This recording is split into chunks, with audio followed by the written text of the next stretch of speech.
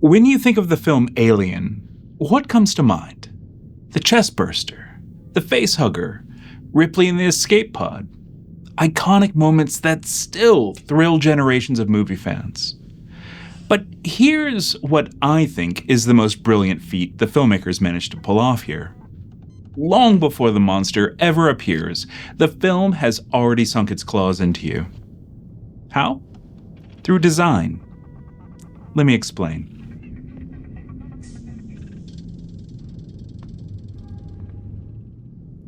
Every patch on a uniform, every stripe on a sleeve, every hazard label on a door, these weren't random. They were part of something called the semiotic standard, a visual language that made the Nostromo feel like a real ship run by a real company with real people working dangerous jobs. Most science fiction in the 1970s still leaned towards utopia, sleek uniforms, smooth sets, bright optimism. Star Trek promised exploration and diplomacy. 2001: A Space Odyssey promised elegance and mystery. Ridley Scott, though, he wanted the opposite. He wanted the Nostromo to feel like a tow truck hauling ore through space. He wanted the crew to feel less like astronauts and more like truckers. Tired shift workers, the people who keep the engines running while someone else cashes the paycheck. So, he brought in Ron Cobb, and this is where Alien takes a giant leap forward.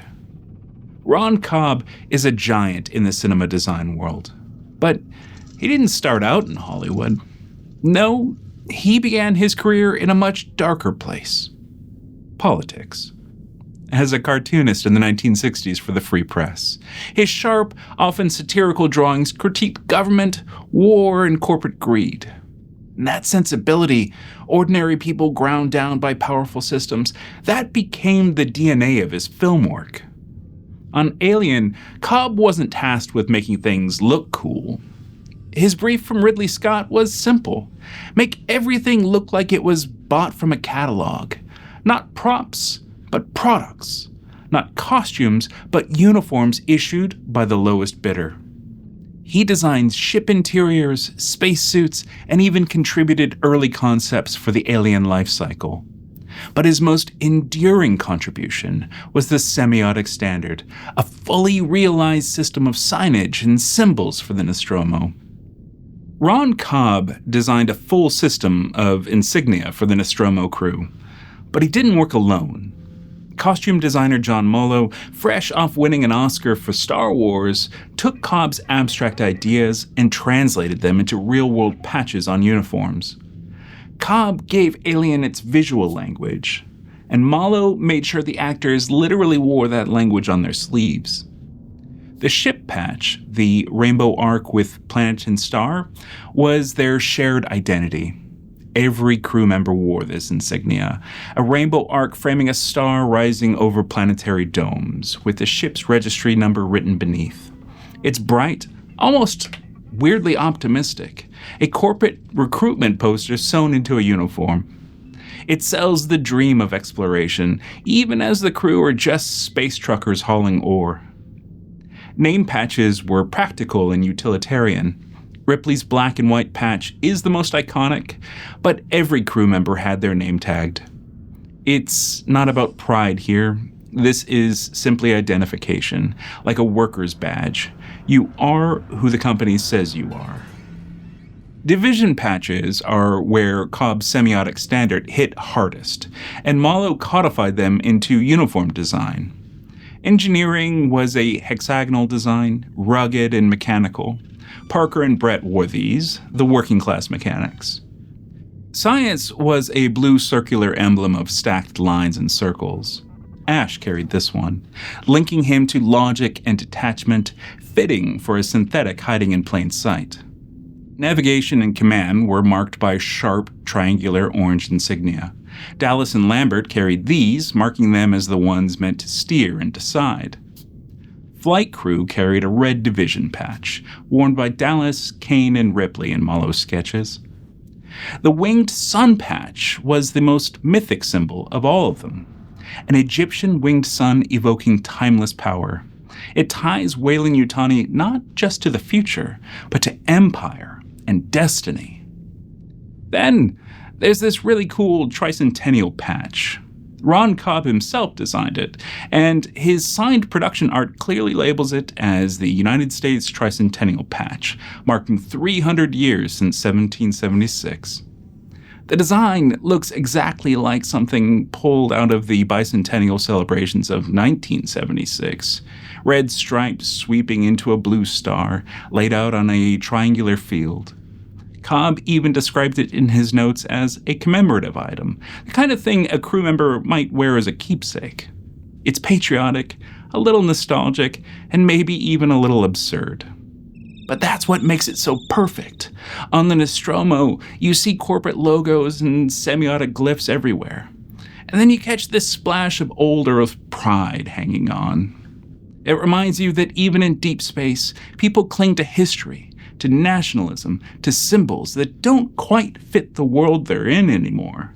The genius here is subtlety. You don't consciously register all of this while you're watching the film, but subconsciously, the patches cue you in. Who's blue collar? Who's the suit? Who's in charge? They also remind you that the crew are simultaneously individuals with names, members of a shared ship, cogs in divisions marked by abstract glyphs, patriots of a long-dead Earth milestone, and ultimately, property of a megacorporation with imperial ambitions. The semiotic standard went far beyond uniforms. Cobb's team designed more than 30 glyphs to mark every conceivable function of a spacecraft. Most of these never got their close-up on camera, but their presence transformed the set. I'll describe a few of them here and see if you can figure out what they are. They get easier as we go. Alright, this one is easy if you think about it. A stick figure being squished with blue. Cryogenics. How about a circle going around a naked stick figure torso and head? Or a glowing stick figure that is almost certainly dead. Each glyph was color-coded. Red for danger, yellow for caution, blue for utility, green for safety. A universal language designed to be read at a glance by a multinational, multilingual crew. It was an act of world-building so thorough that even if you didn't consciously notice it, you felt it. You felt the ship was real because it obeyed rules. Here's where it gets brilliant. The semiotics didn't just decorate the set, they told the story. Redundant warning signs create a sense of constant hazard. This isn't a noble voyage, it's shift work in a dangerous environment. By reducing crew identity to abstract logos, the film hints that they're less individuals and more corporate assets, commodities with a symbol instead of a soul. The dominance of Weyland-Yutani branding foreshadows the real antagonists of the series. The alien is lethal, but the company is immortal. Semiotics turned every wall, every patch, every stencil into quiet narrative. The horror didn't just come from the xenomorph. It came from realizing you were just another expendable body under a corporate banner. The semiotic standard didn't vanish after Alien. It became a template for how sci-fi should look and feel. In Blade Runner, Ridley Scott again leaned on Ron Cobb's sensibility. Corporate signage, street glyphs, logos that felt industrial and oppressive. The Expanse uses faction logos and ship markings that owe a clear debt to Cobb's work. Visual shorthand for politics and class divisions. Whenever you see a sci-fi world that feels functional, you're looking at Alien's legacy. So what makes the semiotic standard so powerful? It's not just that it looks cool, it does. It's that it whispered truths about the universe, that the future is run by corporations, that workers are expendable, that identity is just another symbol on a sleeve. The xenomorph may be the face of the franchise, But the semiotic standard is its skeleton. Without it, Alien would be just another monster movie. And with it, it became a world we believed in. And at the heart of all this was Ron Cobb, a political cartoonist turned futurist who never stopped reminding us the scariest monsters aren't in the shadows, they're in the boardroom. All right, I'll see you in the next one. This is Ripley, last survivor of the Nostromo. Signing off.